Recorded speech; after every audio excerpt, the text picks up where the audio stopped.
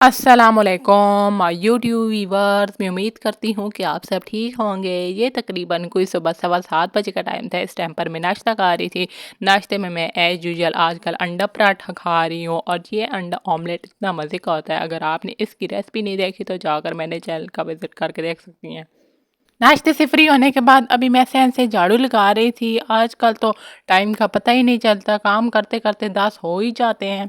बंदा रात को ये सोच कर लेटता है कि सुबह ये वाला काम करूँगी ये, लेकिन सर्दियों की रात तो लंबी होती है पर दिन तो छोटे होते हैं, वो काम होता ही नहीं है जो हम लोग सोच कर रखते हैं। कमरों की सफाइयाँ कंप्लीट करने के बाद अभी मैं पोछा लगा रही थी। पोछा लगाना तो ईज़ी लगता है, जब पोछा लग जाता है तो कमरा इस तरह से ड्राई नहीं होता है। मैं इतना तेज़ पंखा लगा लेती हूँ। तमाम कामों से फ्री होने के बाद अभी मैंने देखा है कि एक सूट पड़ा हुआ है। मैंने कहा चलो इसी प्रेस कर लेती हूँ। मैं अपने लिए बहुत ज़्यादा चमकटा इकट्ठा नहीं करती हूँ, फिर समझ नहीं आती कि कौन सा प्रेस करूँ कौन सा छोड़ूँ।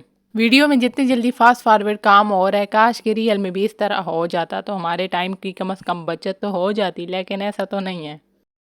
ये तकरीबन कोई ज़ोहर का टाइम था। इस टाइम पर मैं दोपहर का खाना खाने लगी थी। खाने में मैंने बनाई थी बीफ कढ़ाई। अगर आपने इसकी रेसिपी नहीं देखी तो जाकर मेरे चैनल का विज़िट करें।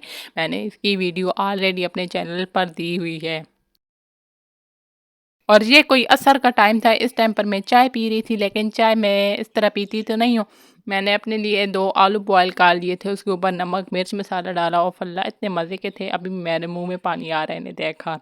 और ये तकरीबन कोई रात के 10 बजे का टाइम था। इस टाइम पर मैं रात का खाना खाने लगी थी। आपको आज का छोटा-सा व्लॉग कैसा लगा ज़रूर कमेंट बॉक्स में बताइएगा। अल्लाह हाफ़िज़।